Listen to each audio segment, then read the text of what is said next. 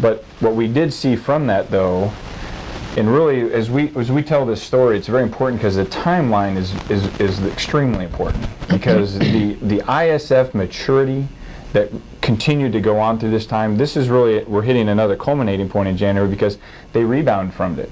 They lose 4 of their top 5 guys, but then they come back, they end up getting a new police chief later on, but there was a couple of flare up in February and March, and they were able to handle those by working with the governor, working with the IA, which was really on a new level, was what had been ingested into there, because there had only been a brigade there, and they moved the Basra 10th up to on Nasiriyah, so that hadn't been seen. But that altogether, that partnership really, but that was the incident happened in January, and it had big repercussions because the fallout was in February an attack on Shukashuk on the OMS office that actually completely obliterated it to the ground. That was Abu Bakar's brother.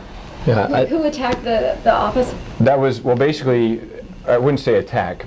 They went to arrest the insurgents, to include the head OMS leader that was there, to arrest them for, basically the attacks that happened in January. And what we said was a lot of these guys were what we'd say, Tom Clancy hit me in the knee, but a sleeper cell. And not so much that they're crazy and all that, but they would just go about their normal business. But when called apart, each of them had a special capability that they could bring together. And this lashes up to the coordination of meetings that were occurring to the east. So when they did that, they could come back and then they could give specific guidance out of how they were going to set up the attack, where you were going to situate yourself, how we were going to do the mortars and the rockets to the tribal battalion, and then how we were going to ambush those key ISF officials as they were rolling through. Right. There was another attack in January almost simultaneously with this attack in Nasiriyah in Basra, and we, at the time, you're kind of in the middle of it, but there was definitely a connection to it. And so that, gave us some insights on the connection between the special groups and criminals that were operating in the, the Maysan, Amara, Basra, and Nasiriyah, Dakar area, and the routes that were leading into Iraq out of Iran. And so, to touch on a point that Matt was talking about earlier, leading up to this, these attacks that occurred in January, there was, the attacks started going down for a wide range of reasons I talked to before. One, because, surge forces were out and getting after it.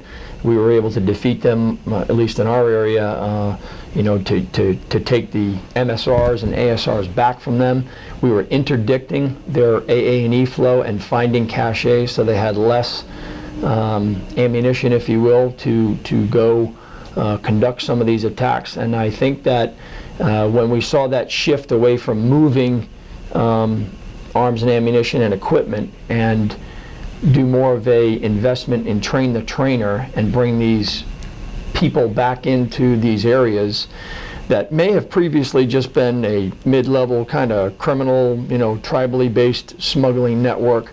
Now all of a sudden he was getting money and training to go conduct attacks against coalition forces or Iraqi forces. And between the months of January and March, when everything unfolded down in Basra, that was really a key point down there, because it really gave us some insights as to what the connections were between Amara and Basra and Nasiriyah and Baghdad and Diwaniyah and Hilla. And it was really that pressure that had never been seen, because Sadr City, by the way, was going on. Right.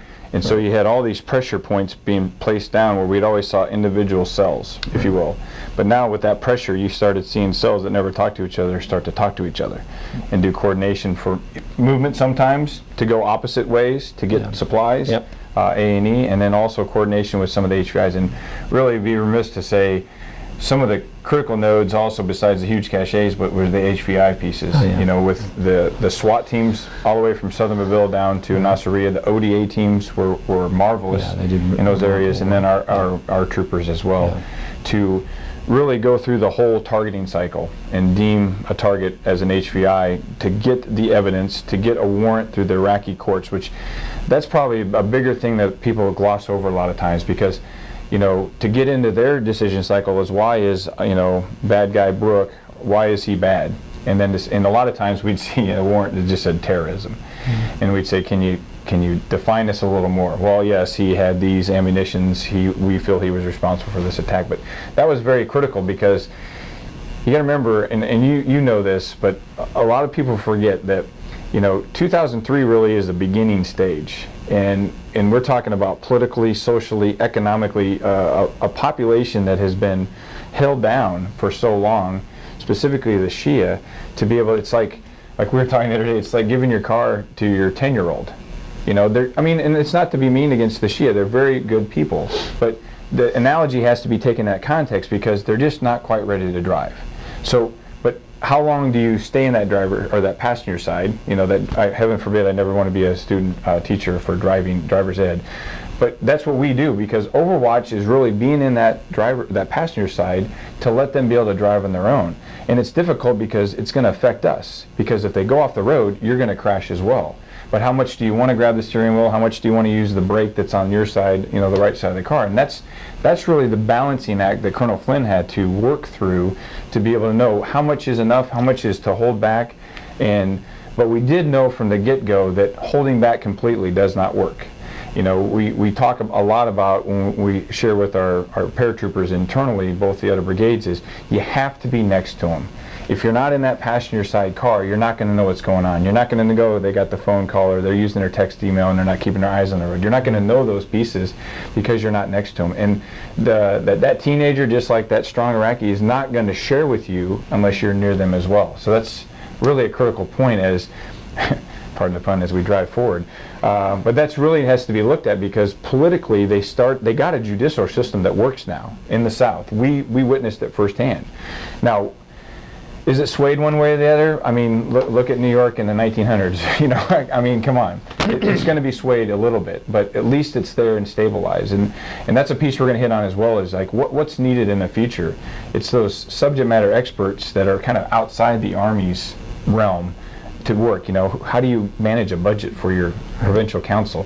How do you make sure that the lights stay on, that you can run a government functioning, that you're spending the money for the tribes, for all the people, that you're getting education, that it's at least provided, or it's there for everybody that's out there. So right. it's